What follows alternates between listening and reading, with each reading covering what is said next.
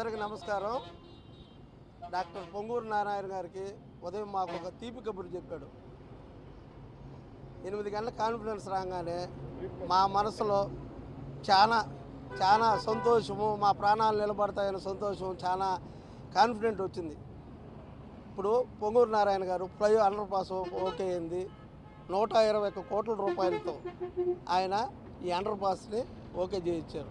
చాలా మంది నాయకులకి మేము మొరపెట్టుకున్నాం. ప్రభుత్వాలు మారాయి, నాయకులు మారుతున్నారు. చేస్తాం చెప్తాం, చేస్తాం చెప్తాం, చేస్తాం చెప్తామని చెప్పారు.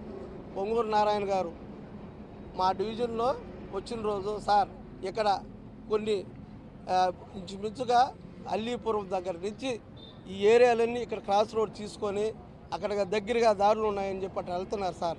రోజుకి 2-3 యాక్సిడెంట్లు మా కళ్ళ ముందే జరిగి ఒక్కొక్క మనిషి చనిపోతే ఆ శవం తీసుకోవడానికి మొహం కనిపించేదిలే, ఆ మాంసం ముద్దలు తీసుకోపోయేది.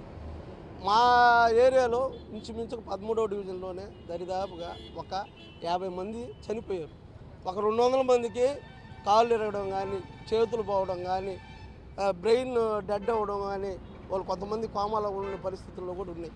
ఇటువంటి పరిస్థితిని మేము వివరించి నారాయణ గారికి, సార్ మాకు మీరు ఏ పని చేసినా ఏ పని చేయకపోయినా ఆ ఫ్లైఓవర్ని, ఆ అండర్ పాస్ని మాకు చేస్తే మా జీవితాలు కాపాడిన వాళ్ళు అంటారు సార్. కనీసం ఇక్కడ అందరూ వర్క్ చేసుకునే సెంట్రింగ్ పనులు, పొలం పనులు, పాసి పనులు ఆ విధంగా చేసుకునే అందరూ చుట్టుపక్కల ఉండే మనుషులంతా ఆ విధంగా రోజుకు 10,000 వెహికల్స్ ఇక్కడ తిరుగుతున్నాయి.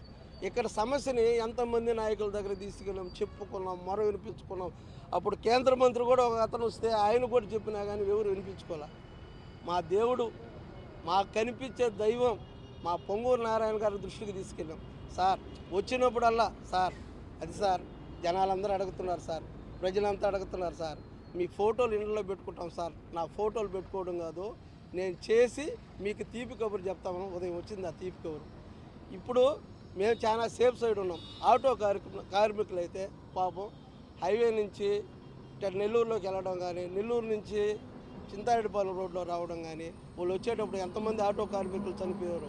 వాళ్ళు ఎక్కువ ఉంటే మా ఊరు సంబంధించిన వాళ్ళు ఒకే దగ్గర ఒకే రోజు 4 చనిపోయారు. ఇటువంటివన్నీ చూసి ఆ ఫోటోలు అవన్నీ నారాయణ సార్ దృష్టికి తీసుకెళ్ళిన వెంటనే కేంద్ర మంత్రివర్యులతో మాట్లాడి సీఎం గారికి చెప్పి ఈ సమస్యని దృష్టికి తీసుకెళ్ళి ఈరోజు దీన్ని శాంక్షన్ చేసి ఈరోజు మాకు తీపి కబురు ఇచ్చారు.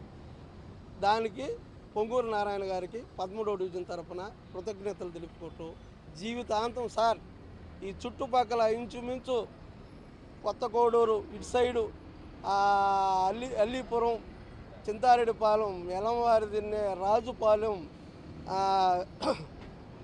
ఆవులేడుపాడు, మిట్టపాలెం, బలిజిపాలెం ఈ ప్రజల తరఫున నారాయణ గారు కుటుంబం చల్లగా ఉండాలా, మా ప్రాణాలు కాపాడిన దేవుడికి కృతజ్ఞతలు తెలుపుకుంటూ నమస్కరించి సెలవు తీసుకుంటాం. నమస్కారం. అయితే మన మంత్రి గారు మన ఫ్లైఓవర్ శాంక్షన్ చేసి తీసుకురావటం మనకి ఎంతో సంతోషం. అయితే మన మంత్రి గారు ఎలక్షన్ అప్పుడు వస్తే మన ఆడవాళ్ళంతా వచ్చి, సార్ మాకు ఫ్లైఓవర్ ఏంటి సార్, మా ఊర్లో అందరూ చనిపోతూ ఉన్నారు సార్ యాక్సిడెంట్లు జరిగి అని చెప్పి అడిగితే, సారు అలాగేనమ్మా నేను నేర్పిస్తానంటే ఎంతోమంది మా బంధువులు కానీ ఒక 5-6 మంది చనిపోయి ఇక్కడే మొహాలతో కూడా బాగా పాడైపోతే రుజుగా మేము ఫోటోలు తీసి వాళ్ళు మొహాన్ని కనిపించి తీసుకుపోయిన రోజులు కూడా ఉన్నాయి. అయితే నారాయణ సార్కి ధన్యవాదాలు. మా బంధువులు చాలా మంది చనిపోయారు.